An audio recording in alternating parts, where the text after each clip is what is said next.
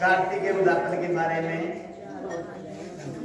कि नारद उद्यापन करने की किसी की शक्ति ना हो तो उसमें गौ का पूजन करना चाहिए। गौ का पूजन करने से भी कार्तिक स्नान संपूर्ण होता है और ये भी ध्यान ना हो सके तो पीपल की पूजा करें। पीपल में भगवान श्री विष्णु का निवास है। बड़ की पूजा करते हैं।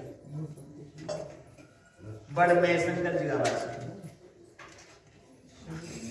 तो ये सुनकर नारद जी ने कहा कि हे पितामह, आपने पीपल और बड़ को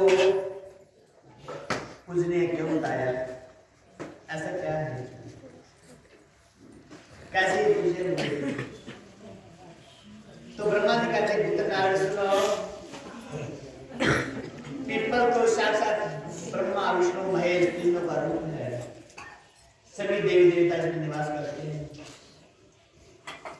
पीपल और बड़ वट वृक्ष जो है ये सब पूजनीय है।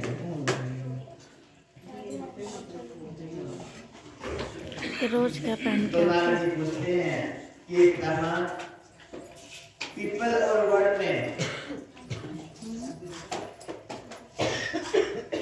ब्राह्मण गौ के तुल्य क्यों मानते हैं? इनके बराबर कैसे ये आए? पूजनीय कैसे बने? ये सब मुझे समझाकर कहिए। तो ब्रह्मा जी कहते हैं पुत्र नारद सुनो, पीपल तो साक्षात विष्णु जी का रूप है। वट वृक्ष जो है रुद्र जी का रूप है और पलाश का जो वृक्ष है वो ब्रह्मा जी का रूप है। ये सब पूजनीय है।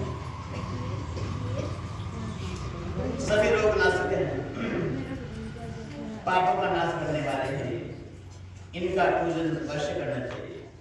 हे पुत्र नारद, कार्तिक शुक्ल पूर्णवासी को इन तीनों वृक्षों में पूजन करना चाहिए। तो ये सुनकर नारद जी ने कहा कि प्रभु इसके बारे में मुझे कुछ ज्ञान दीजिए, बताइए कैसे पूजनीय हुए। तो ब्रह्मा जी समझाते हैं अपने पुत्र को कि ये नारद सुनो, एक बार किसी कार्य से अग्नि देवता को देवताओं ने भेजा भगवान शंकर जी के पास। तो उसमें भगवान शंकर जी रति कर रहे थे पार्वती जी के साथ में। अग्निदेव वहां पर पहुंचे तो बहुत संकोच में आ गए भगवान शंकर जी भी और पार्वती जी। तो पार्वती जी अग्नि देवता को देखकर बहुत ही क्रोधित हो गए। कहने लगे कि हे अग्निदेव, इस रूप को जो है कीड़े मकोड़े भी जानते हैं, तुमने हमारा सुख छुड़ाया है, इससे मैं तुमको श्राप देती हूँ। सभी देवता जो है वृक्ष के लिए बना रहे हो, वृक्ष बन जाओ। इस प्रकार जब माता पार्वती ने देवताओं को श्राप दिया तो उसी समय से ब्रह्मा विष्णु महेश सब के सब पितरों के वृक्ष में आ गए, वट वृक्ष में आ गए। इस प्रकार से पार्वती जी ने श्राप दिया था देवताओं को। इसी कारण ये पूजनीय है ये वृक्ष। हे पुत्र नारद, विष्णु जी तो व्यास में जाकर और शंकर जी प्रयाग में जाकर वट वृक्ष हुए। मगर पुत्र नारद एक बात सुनो, रविवार के दिन पीपल को छूना नहीं चाहिए, पीपल को पूजना नहीं चाहिए, जल ही देना चाहिए इसमें। शनिवार को अश्वत्थ का पूजन होता है, शनिवार को बहुत शुभ कार्य होता है इसका पूजन। तो नारद जी ने कहा कि ये पितामह, रविवार क्यों नहीं पूजा करनी चाहिए इसकी? तो भगवान ब्रह्मा जी कहते हैं पुत्र नारद सुनो, जब समुद्र मंथन हुआ तो उसमें से लक्ष्मी जी प्राप्त हुई देवताओं को, लक्ष्मी निकली। उसके बाद उसकी बहन दरिद्रा, ये दोनों बहनें हैं, लक्ष्मी और अलक्ष्मी, दोनों बहनें हैं। दोनों बहनें इस समुद्र में से उत्पन्न हुई थी।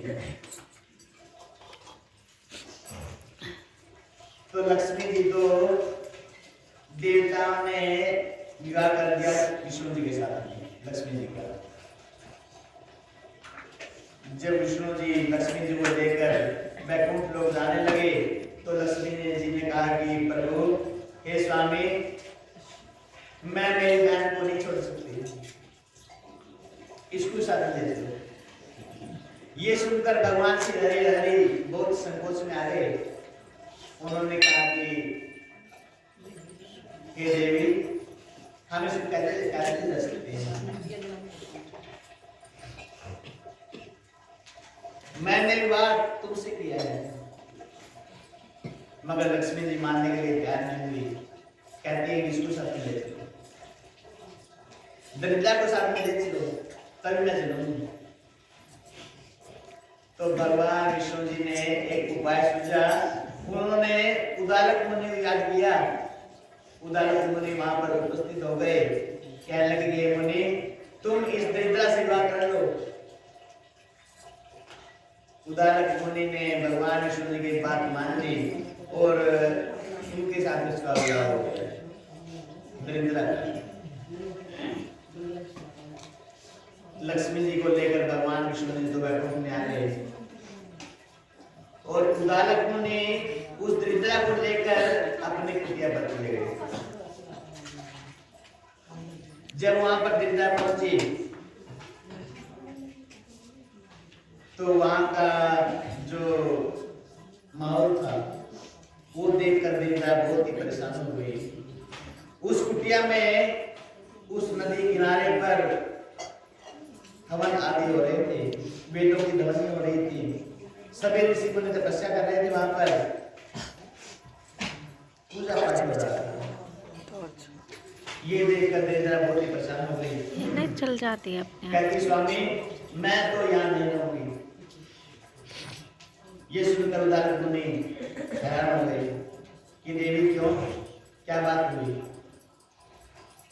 तो उस दरिद्रा ने कहा कि जहां वेदों की ध्वनि होती हो वहां पर मेरा स्थान नहीं है। हे स्वामी, मुझे किसी दूसरे स्थान पर ले चलो।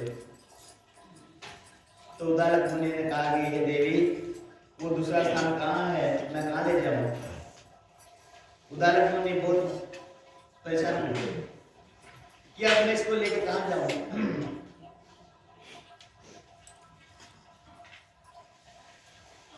तो उन्होंने उनको मन में आया कि चलो देवी मैं ले चलूं। उस दरिद्रा को लेकर वो उदालक मुनि चल दिए। जाकर एक पीपल के नीचे बैठ गए।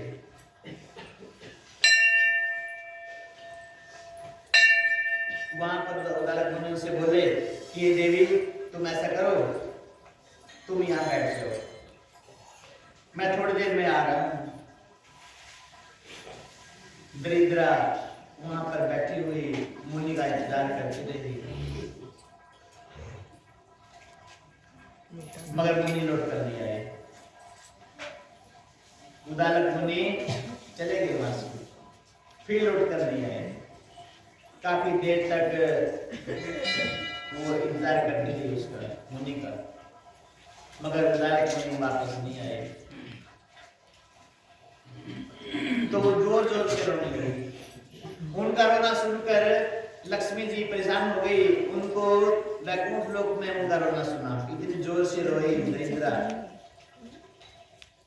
तो लक्ष्मी जी उसी समय खड़ी हो गई, अपने स्वामी से कहने लगी कि स्वामी, मेरी बहन दरिद्रा जो है बहुत ही परेशान हो रही है, उनके पास हमें जाना चाहिए। तो भगवान विष्णु जी लक्ष्मी जी को लेकर उस दरिद्रा के पास गए।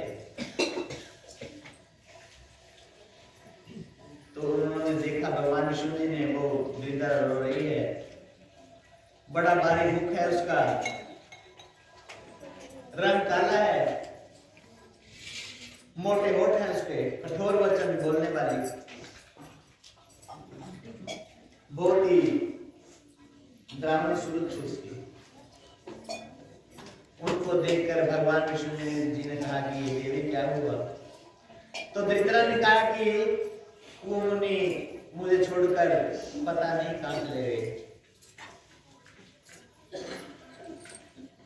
तो भगवान विष्णु जी ने सोचा, लक्ष्मण जी से सलाह मशवरा करके उन्होंने कहा कि देवी तुम ऐसा करो, इस पीपल के पेड़ में तुम निवास करो, यही तुम्हारा स्थान होगा,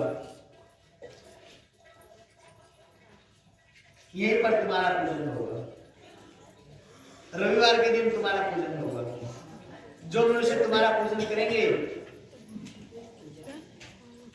वो दरिद्र हो जाएंगे। तो इस तरह से ब्रह्मा जी कहते हैं पुत्र नारद, रविवार के दिन पीपल की पूजा नहीं करनी चाहिए, उसकी परिक्रमा नहीं करनी चाहिए, जल नहीं देना चाहिए उसमें। मगर और दिनों में पीपल का पूजन बहुत ही शुभ माना गया है। शनिवार के दिन विशेष माना गया है इसका पूजन। जो शनिवार के दिन पूजन करता है पीपल का, उसके घर में लक्ष्मी जी निवास करती है। कार्तिक मास के शुक्ल पक्ष की पूर्णमासी के दिन सौभाग्य के लिए, स्वर्गलोक के लिए, जिसको स्वर्गलोक चाहिए उसको पीपल को सूत्र लपेटते समय उसके साथ परिक्रमा करनी चाहिए, और जितना सूत्र हो 7 परिक्रमा के बाद उसको तोड़ना नहीं चाहिए, उसको वही लपेट।